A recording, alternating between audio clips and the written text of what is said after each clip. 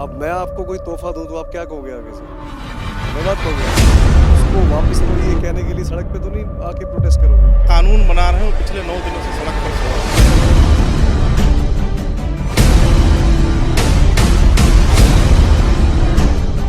नमस्कार, आप देख रहे हैं हेडलाइंस इंडिया टुडे। मैं दिल्ली के सिंधु बॉर्डर पर हूं। किसान आंदोलन का आज 9वां दिन है और किसान आंदोलन की जो मांग है, जो आवाज़ है, वह लगातार बुलंद होती नजर आ रही है। मैं इस वक्त सिंधु बॉर्डर के गुरु तेग बहादुर मेमोरियल पे हूं और यहाँ मेरे साथ मौजूद हैं एपीएमसी चेयरमैन आदिल खान साहब। मैं इनसे बात करना चाहूँगा कि ये जो आंदोलन किसानों का जो लगातार चल रहा है, आज 9वां दिन है, क्या लगता है कि ये आंदोलन की आवाज़ सरकार तक कब तक पहुंचेगी और क्यों नहीं सुन रही है सरकार? देखिए, इस आंदोलन की आवाज़ सरकार तक पहुंच रही है, पर अगर सरकार बहरी हो जाए तो उसका इलाज यही है कि जिस तरीके से बॉर्डर अभी चारों तरफ से आवाज़ आ रही है कि चारों तरफ बॉर्डर किसानों ने सील कर रखा है और ये देश का किसान है, पिछले 9 दिनों से सड़कों पर है। आप उनके ऊपर पानी की बौछार करा रहे हो, लाठियाँ चलवा रहे हो, आंसू गैस के गोले छोड़ रहे हो और वो अपने जायज़ मांग को लेकर आपके दरवाजे पर खड़ा है। आप दरवाज़ा भी नहीं खोल रहे हो और उनकी बात भी नहीं सुन रहे हो। तो मुझे लगता है कि इस अहंकारी सरकार को तुरंत बात माननी चाहिए और किसान जो अपने आंदोलन को वापस करना चाहिए, उनके जो मांग है उसको मांगना चाहिए और ये जो काले कानून है इनको वापस लेना चाहिए। क्या लगता है कि आज 9वां दिन हो गया है, सरकार सुन नहीं रही, वो मांग को मंजूर करेगी? इस जो कानून है जिसको किसान और तमाम देश काला कानून कह रहा है, क्या ये बात समझ में आएगी सरकार को? देखिए, सरकार को समझ में आ रही है बात, पर यह सरकार हठधर्मी का शिकार है और मुझे लगता है कि इस बार इनको ये बात माननी ही पड़ेगी क्योंकि किसानों के साथ पूरा देश खड़ा है। आप यहाँ देख पा रहे हैं कि हमारे आम आदमी पार्टी के पंजाब के हमारे प्रभारी साहब खड़े हुए हैं, जर्नैल सिंह जी, पंजाब का विधायक खड़ा है, हमारे आम आदमी पार्टी का सारा विधायक इनके साथ है, आम आदमी पार्टी के पदाधिकारी हैं और दिल्ली सरकार ने पूरा इनके लिए इंतज़ाम कर रखा। हम स्वागत भी इनका कर रहे हैं, इनकी सेवा कर रहे हैं और हम सब इनकी मांग के साथ खड़े हैं। तो मुझे लगता है इस बार सरकार को किसानों की मांग को मानना ही पड़ेगा, उनके पास कोई दूसरा ऑप्शन नहीं है। सरकार जो कानून के अंदर एक तस्वीर दिखा रही है कि ये कानून जो है किसानों के लिए हित का है, देश का भला इसमें दिखा रही है, लेकिन किसान कहीं ना कहीं इस बात को समझ रहा है कि तस्वीर के पीछे जो साइड इफ़ेक्ट है, जो नुकसान है, वो बहुत ज़्यादा है। आपसे ये इसलिए सवाल करना चाहता हूँ कि क्या इस कानून के आने के बाद एपीएमसी का जो सिस्टम है वो कितना फिर चल पाएगा या बिगड़ के ख़त्म हो जाएगा? देखिए, आप जिसके लिए कानून बना रहे हो, पिछले 9 दिनों से सड़क पर सो रहा है। इससे ज़्यादा इस चीज़ का उदाहरण नहीं हो सकता कि ये काला कानून है। अगर ये कानून किसानों के हित में होता तो पूरे देश का किसान सड़क पर नहीं सो रहा होता। उनके पास अपने घर हैं, खाने पीने की चीज़ें हैं, वो अपने घर पे आराम कर रहा होता। ये नज़ीर है जो सड़क पर सोए हुए किसान हैं, इस बात की नज़ीर है कि ये कानून किसान विरोधी कानून है।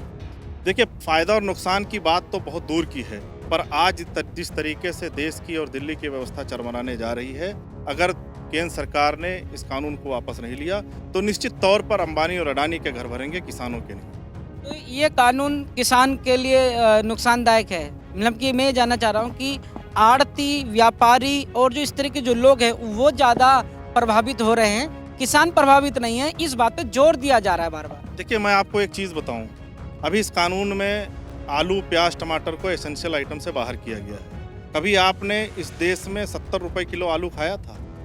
अभी पूरा देश 70 रुपये किलो आलू खरीद रहा है क्योंकि इस कानून से एसेंशियल आइटम से आलू, प्याज और टमाटर को बाहर किया गया। अब भंडारण हो रहा है। जैसे आप देखिए कि सेब अभी कौन बेच रहा है? अडानी सेब बेच रहा है। सेब 35 रुपये किलो बिकता है और मार्केट में 180 रुपये किलो अडानी उसको बेचता है। तो अभी जिस तरीके से सेब की मार्केट तय कर रहा है अडानी ग्रुप, इसी तरीके से कल को सब्जी भी अडानी ही तय करेगा। तो मुझे लगता है कि ये पूरी तरीके से काला कानून है और किसान विरोधी कानून है, इसको तुरंत वापस लिया जाना चाहिए। मेरे साथ एक शख्स और मौजूद हैं जो किसी परिचय के मोहताज नहीं है, जर्नैल सिंह जी। मैं इनसे बात करना चाहूँगा कि जो किसानों का आंदोलन है ये खाली पंजाब हरियाणा का है या पूरे देश का है? देखिए, जिस तरीके से हर स्टेट से लोग इस आंदोलन को सपोर्ट कर रहे हैं तो अब ये पंजाब हरियाणा तक सीमित नहीं रह गया। हाँ, ये बात अलग है कि इसकी अगुवाई पंजाब ने की। पंजाब में ये काले कानून पास होने से पहले इसका विरोध होना शुरू हो गया था। केंद्र सरकार बेशक इसको तोहफा कहती रहे, अब मैं आपको कोई तोहफा दूं तो आप क्या कहोगे आगे से? धन्यवाद कहोगे ना। उसको वापस लो ये कहने के लिए सड़क पे तो नहीं आके प्रोटेस्ट करोगे? तो इसका मतलब ये है तोहफा नहीं है, ये काले कानून है जिसके दूर के नुकसान किसान पहले देख चुका है। अब इस सरकार के ऊपर किसान को क्या किसी को भरोसा नहीं है। कहा तो नोटबंदी के टाइम भी ये था जी 15-15 लाख रुपए काला धन और ये वो आतंकवाद भी रुक जाएगा, क्या फायदा हुआ उसका। कहा तो ये भी था भी जीएसटी लगेगा तो जीडीपी बढ़ जाएगी। इसके बाद एक ऐसी नीतियां केंद्र सरकार द्वारा लाई गई जिसका सिर्फ और सिर्फ नुकसान भारतवासियों ने झेला है। तो अब इस खेती कानूनों के विरोध में पंजाब में कई महीने से जो प्रोटेस्ट चल रहा था वो सब्र का बिल्कुल बांध टूटने के बाद दिल्ली में इन्होंने पीसफुल प्रोटेस्ट के लिए बोला था 26 और 27 तारीख का। केंद्र सरकार इतनी घबराई हुई थी, इन्होंने पहले ही पंजाब से आने वाले किसानों को हरियाणा में ही रोकने की कोशिश करी। हालांकि हरियाणा सरकार का कोई मतलब नहीं था, मसला पंजाब के देश के अन्य राज्यों के किसानों और केंद्र सरकार के बीच में था। हरियाणा में हर तरीके से इनको रोकने की कोशिश की गई।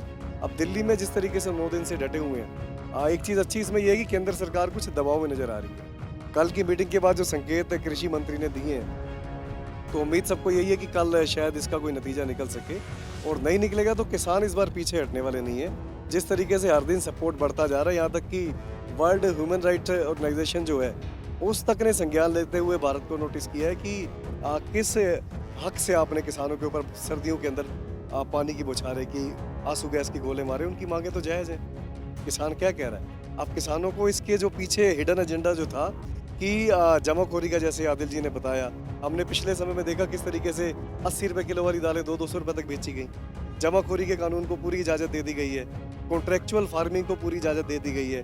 तो किसानों को ये मालूम है कि अगर ये कानून पास हो जाते हैं तो उनकी ज़मीनें पूंजीपतियों के हाथ में देने का पूरा मसौदा इन कानूनों के बीच में केंद्र सरकार तैयार कर चुकी है। इसलिए सड़कों के ऊपर परिवारों के साथ कई महीनों से प्रोटेस्ट कर रहे हैं। एक तो ये कि जो नतीजा अभी तक निकला नहीं है, लेकिन क्या लगता है कि नतीजा ये आएगा कि कानून वापस ले लिया जाए, या फिर नतीजा ये आने का शंका है कि इसके ऊपर एक कोई कमेटी गठित होगी और फिर कमेटी इस कानून को